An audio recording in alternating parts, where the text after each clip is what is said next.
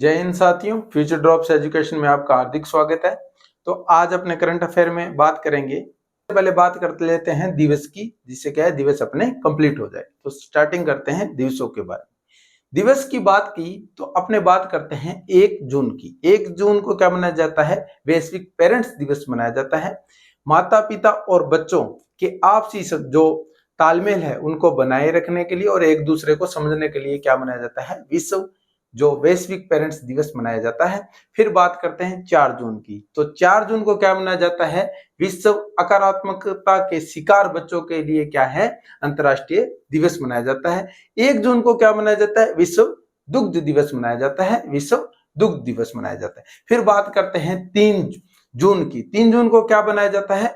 विश्व साइकिल दिवस मनाया जाता है। ग्लोबल वार्मिंग की और जो साइकिल है उसका क्या है संबंध है, क्योंकि इसमें क्या है जो ईंधन है वो खर्च नहीं होता और जो साइकिल से क्या है फिटनेस में भी क्या है सुधार रहता है। तो इसलिए क्या मनाया जाता है? विश्व साइकिल दिवस मनाया जाता है।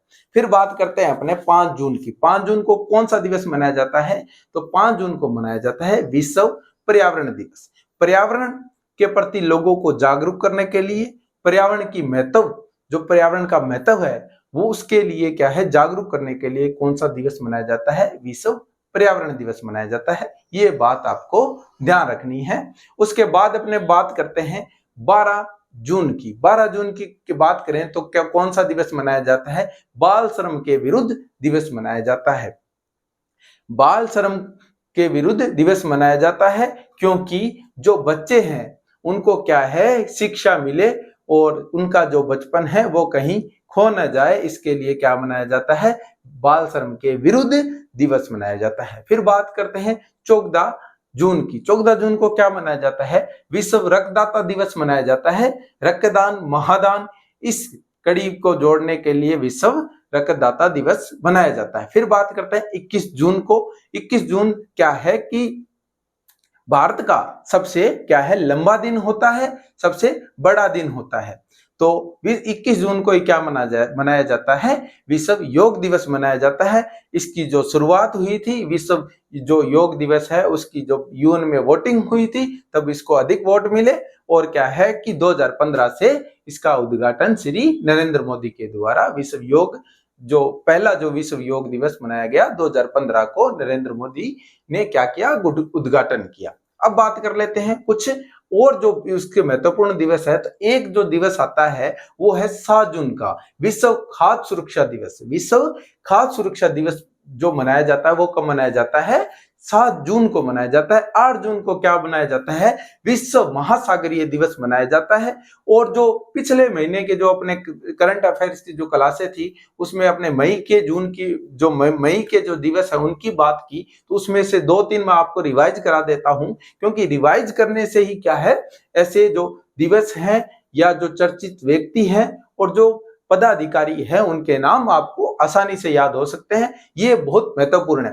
तो सबसे पहले अपने बात करते हैं 1 मई की। 1 मई को क्या मनाया जाता है? अंतर्राष्ट्रीय श्रम दिवस मनाया जाता है। वर्ल्ड जो लेबर डे कब मनाया जाता है? 1 मई को मनाया जाता है। 3 जो मई है उसको क्या मनाया जाता है? विश्व प्रेस स्वतंत्रता दिवस मनाया जाता है। 1 मई को 2 दिवस मैंने और बताए थे, उसमें से एक था गुजरात का स्थापना दिवस और दूसरा किसका? महाराष्ट्र का स्थापना दिवस भी 1 मई को मनाया जाता है। फिर 5 मई की बात की थी विश्व सूर्य दिवस। तो ये थे दिवस। अब बात कर लेते हैं जो करंट के जो मुद्दे हैं अभी जो 4 और 5 जून को जो घटे 2023 के, उनके अपने थोड़े से बात कर लेते हैं। तो सबसे पहले देखिए, हाल ही में माउंट एवरेस्ट पर चढ़ने वाली मुथबीत सेल्वी किस राज्य की पहली जो क्या है महिला बनी है? तो ये क्या है माउंट एवरेस्ट पे चढ़ने वाली कौन सी महिलाएं बनी है, वो कौन से राज्य की है? तो इसकी बात करें तो ये कौन से राज्य की हो जाएगी? तमिलनाडु की। कौन सी? तमिलनाडु की। हाल ही में आपको फोटो भी दिखाई दे रही होगी। तो ये कौन से जो राज्य की है? तो यह है तमिलनाडु की। नाम क्या है? मुथमित सेल्वी। तो ये आपको ध्यान में रखना है। उसके बाद बात कर लेते हैं तमिलनाडु के साथ एक समझौता भी हुआ है। एक समझौता भी हुआ है ऑटोमोबाइल के क्षेत्र में। ऑटोमोबाइल के क्षेत्र में किससे समझौता हुआ है? वो जापान से हुआ है। जापान क्या है कि वहां जो ना बोल दो, फैक्ट्री बोल दो, ऐसा निर्माण करेगा ऑटोमोबाइल के क्षेत्र में, कहां? तमिलनाडु में। ठीक है, अब बात कर लेते हैं यहाँ क्या है कि अभी दो जो उत्पाद है उनको क्या है, जीआई टैग भी मिला है। जीआई टैग, जीआई टैग का मतलब होता है जो जियोग्राफिकल इंडिकेशन।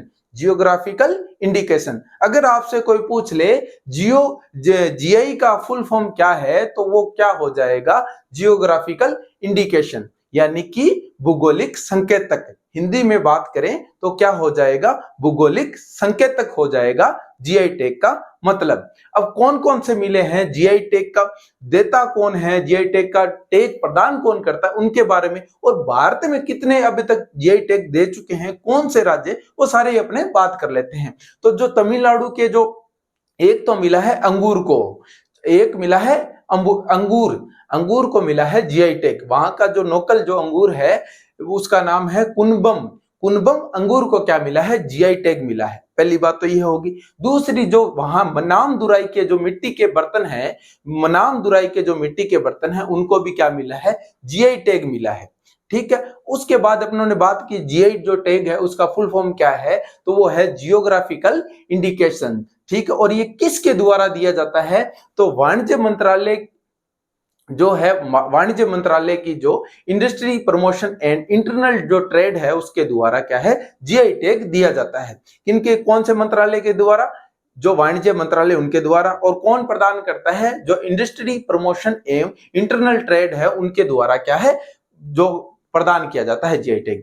और देश में लगभग कितने, 432 से भी अधिक कितने जीआई टैग दे चुके हैं? 432। ठीक है, जीआई टैग का मतलब ये हो गया कि वहां की ये एक क्या है, भूगोलिक, जो क्या करता है, किसी उत्पादन का जो मूल क्षेत्र को जोड़ने का काम करता है। जैसे मान लीजिए कि अगर मान लो तमिलनाडु के जो कुछ वस्तु हैं उनको क्या, अगर जीआई टैग से क्या है कि उनको वैश्विक जो है पहचान मिलती है जीआई टैग से, इसलिए क्या किया जाता है? जीआई टैग दिया जाता है, जो कि क्या है, जियोग्राफिकल इंडिकेशन के रूप में है। अब बात कर लेते हैं, और अब बात करते हैं कि कौन से जो राज्य हैं उनके सबसे ज्यादा जो जीआई टैग है वो क्या है? कर्नाटक, तमिलनाडु, उत्तर प्रदेश। इनको क्या है कि सबसे सर्वाधिक जीआई टैग किस क्षेत्र में दिए गए हैं? तो उत्पादन में दिए गए हैं। कौन से राज्य को दिए गए हैं? तो कर्नाटक, तमिलनाडु, उत्तर प्रदेश को क्या मिले हैं? सबसे ज्यादा जीआई टैग मिले हैं। 432 से भी अधिक क्या है कि जीआई टैग दे चुके हैं अभी तक। अब बात करते हैं, उसके अलावा एक बात कर लेते हैं, हाल ही में सेकंड क्वेश्चन पे चलते हैं। हाल ही में किस देश के जल मगन मिट्टी का ज्वालामुखी देखा गया? यानी कि ज्वालामुखी, जल मगन मिट्टी का ज्वालामुखी देखा गया। तो इसका जो राइट आंसर है वो कौन हो जाएगा? नॉर्वे। क्या हो जाएगा? नॉर्वे। नॉर्वे में क्या देखा गया? जल मगन मिट्टी का ज्वालामुखी देखा गया। फिर बात करते हैं, हाल ही में किस राज्य के डिजिटल कुंभ संग्रहालय परियोजना के निर्माण का प्रस्ताव दिया गया है?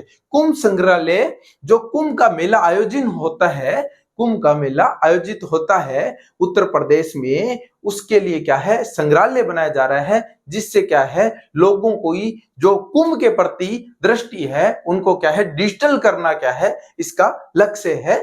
और क्या है कि कुंभ जो संग्रहालय है वो क्या है, कुंभ जो मेला है उसका डिजिटल करने का एक जो संग्रहालय है।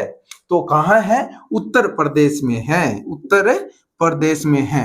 उत्तर प्रदेश की बात करें तो उत्तर प्रदेश की जो राजधानी है वो कौन सी हो जाएगी? वो कौन सी हो जाएगी? लखनऊ हो जाएगी।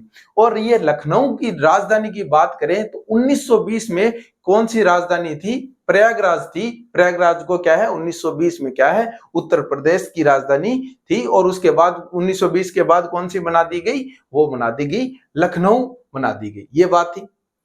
ठीक है, और उत्तर प्रदेश की थोड़ी बात कर लेते हैं। अभी जो खेलो इंडिया का जो तीसरा संस्करण हुआ है, खेलो इंडिया यूनिवर्सिटी जो गेम है उसका जो तीसरा संस्करण हुआ है वो कहां हुआ है? उत्तर प्रदेश में हुआ है। और ये उत्तर प्रदेश राज्य का क्षेत्र यानी क्षेत्रफल के हिसाब से चौथा राज्य है, चौथा सबसे बड़ा राज्य है। और क्षेत्रफल के हिसाब से अगर बात करें तो सबसे बड़ा राज्य कौन सा हो जाएगा, वो हो जाएगा राजस्थान। ये बात भी आपको ध्यान रखनी है। फिर बात अपनों ने की कि उत्तर प्रदेश की जो राजधानी है वो कौन सी है। अब बात कर लेते हैं हाल ही में किस राज्य ने, ये हो गया अपना, हाल ही में नासा ने अंतरिक्ष में एक नए चांद की खोज की है, तो वो उसका नाम क्या है, क्या रखा है, कवासी मून रखा है। क्या नाम रखा है, कवासी मून रखा है। ठीक है। और ये स्पेस एजेंसी कहाँ की है, जो नासा कहाँ की स्पेस एजेंसी है, वो यूएस की स्पेस एजेंसी है। इंडिया की जो स्पेस एजेंसी है वो कौन सी है, इसरो है। तो ठीक है। अब बात कर लेते हैं हाल ही में सांची किस राज्य का पहला सौर जो शहर है वो कौन सा बनेगा, वो बनेगा मध्य प्रदेश। कौन सा बनेगा, एमपी। कौन सा, मध्य प्रदेश। कौन सा शहर बनेगा, मध्य प्रदेश। ठीक है। मध्य प्रदेश के जो सीएम कौन है, शिवराज चौहान है।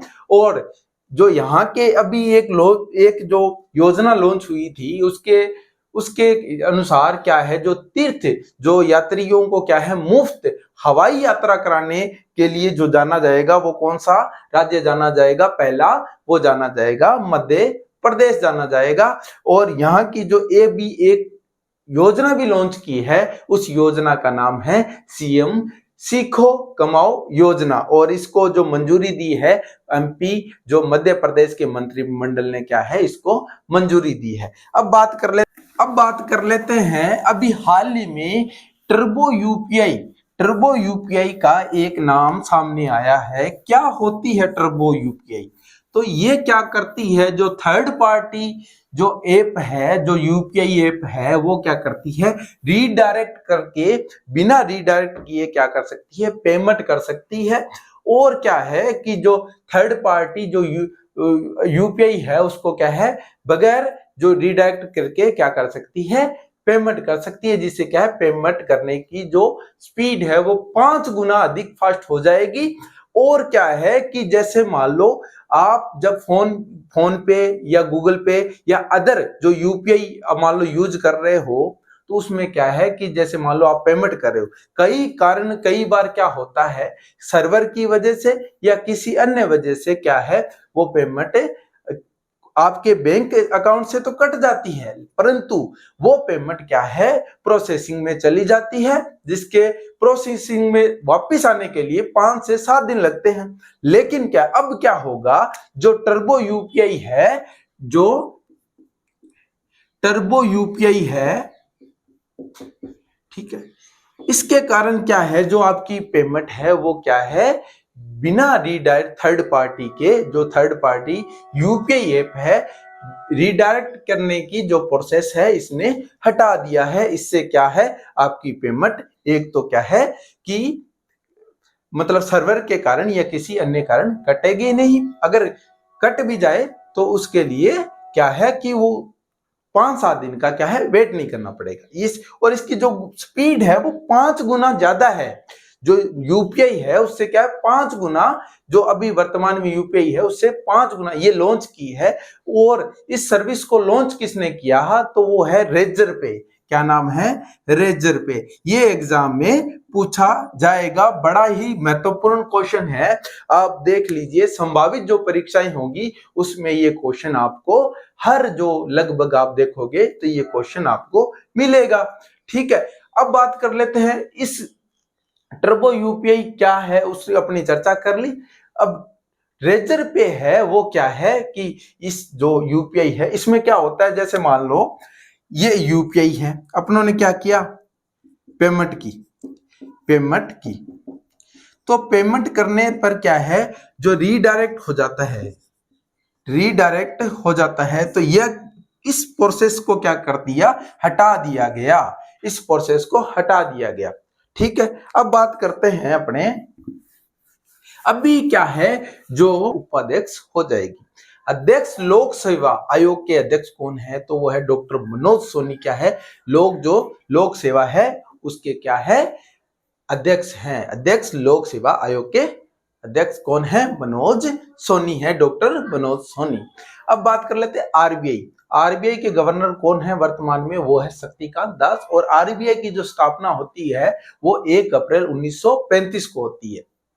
अब कुछ महिला जो अध्यक्ष है या जो राष्ट्रपति है या क्या है, उनके बारे में अपने थोड़े थोड़े जो वीडियो में क्या है, जैसे 5-6 क्वेश्चन ऐसे रख देते हैं। इससे क्या है, आपकी कंटिन्यूटी भी रहेगी क्लास में, और क्या है, अपने 5-5 करके ये 5-7 वीडियो में सारे कवर भी कर लेंगे। तो ये क्या है, जो बढ़िया तरीका है याद करने का वो यही है कि आप चीजों को क्या है, थोड़े थोड़े डिवाइडेशन में याद करके करो, आसानी से हो जाता है। अब बात करते हैं जो इटली की जो अभी प्रधानमंत्री बनी है, उनका नाम क्या है? वो है जॉर्जिया मेलोनी। और ये क्या है, इटली की प्रधानमंत्री बनी है। और इनके द्वारा ही क्या है, ये कौन सी ब्रदर्स ऑफ इटली पार्टी की अध्यक्ष, जो ब्रदर्स ऑफ इटली की जो राजनीतिक पार्टी है, उसी पार्टी से क्या है, इनका ताल्लुक है। और ये अभी इटली की प्रधानमंत्री बनी है। और उसके अलावा इन्होंने अभी क्या है, जो चैट जीपीआई है, जो आर्टिफिशियल इंटेलिजेंट का जो चैट जीपीआई है, उसको क्या है, प्रतिबंधित किया है। और अपने देश जो इटली के अंदर क्या किया है, जो आधिकारिक रूप से क्या है, अंग्रेजी का क्या है कि अंग्रेजी और अन्य जो किसी भाषा के लिए क्या है, 1 लाख यूरो तक क्या है, जुर्माना लगाया है। अगर किसी आधिकारिक रूप से इन भाषाओं का या किसी भाषाओं का, विशेषकर अंग्रेजी का, तो उसमें क्या है, 1 लाख जो यूरो है वो क्या है, जुर्माना रहेगा।